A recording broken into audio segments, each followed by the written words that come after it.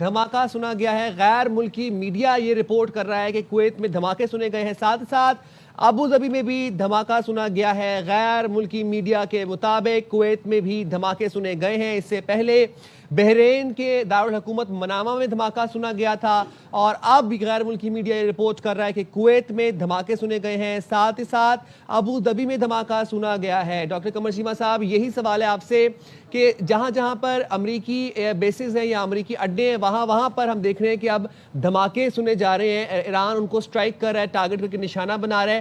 ایران کی اسٹریٹجی کو کیسے انالائز کریں گے؟ میں سمجھتا ہوں یہ بڑی کامیاب اسٹریٹجی رہے گی، اور میں آپ کو یہی بتا رہا تھا کہ یہ دیکھیں، اب آپ امیجن کریں کہ اس وقت ایران کی ایئر سپیس کے اوپر اگر اسرائیلی جو ہیں وہ F-13 جیٹس گھوم رہے ہیں، تو اس سے مراد یہ ہے کہ ایران کی اپنی کیپیبلٹی اپنے ملک کو ڈیفینڈ کرنے کی نہیں ہے۔ یہ جو امریکہ نے اسٹرائکس کی ہیں، یہ میں سمجھتا ہوں یہ ایران کے لیے بہت بڑا ایڈوانٹیج ہے، یہ ان کے لیے ڈس ایڈوانٹیج نہیں ہے، کیونکہ اس سے اور دوسری ایک اور بات، اب آپ دیکھیے گا کہ آئندہ آنے والے دنوں کے اندر شاید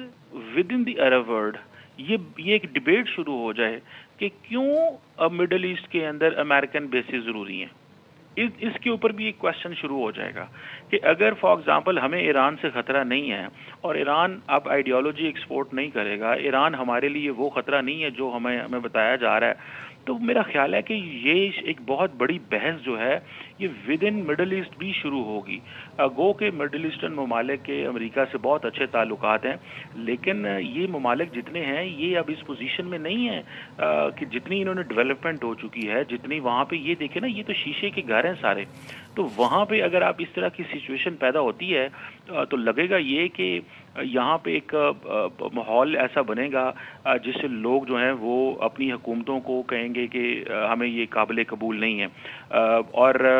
یہ بھی دیکھنا پڑے گا کہ یہ جو جسے کہتے ہیں نا انٹرنیشنل اوپینین جو ہے وہ پھر ایک دفعہ ایران کی فیور میں جا سکتی ہے، اور وہ اس لیے کہ بیکاز لارجلی دنیا یہ سمجھتی ہے کہ کوئی ضرورت نہیں تھی، جب ٹاکس ہو رہی ہیں، ڈائلاگ ہو رہا ہے اور موقع دیا جا رہا تھا۔ اور میرا خیال ہے ایک اور چیز بھی اہم ہے کہ اس میں جتنے بھی یہ جو عرب ممالک ہیں، ان کی اوپینین کی بھی تو کوئی ویلیو نہیں رہی، انہوں نے بھی تو بے شک انہوں نے ایران کو فون کر کے کہا ہے کہ ہم ان چیزوں میں آپ کے ساتھ شامل نہیں ہیں، ہم نہیں چاہتے کہ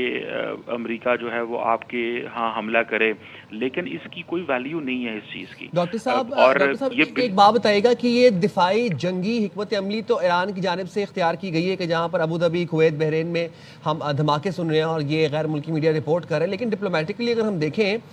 کیا آپ کو لگتا ہے کہ یہ ایک بہت سمارٹ موو ہے کہ جتنے زیادہ ممالک اس جنگ کی زد میں آئیں گے اتنی جلدی اس مسئلے کو ریزالو کیا جائے گا؟ کیونکہ ڈونلڈ ٹرمپ جو کہ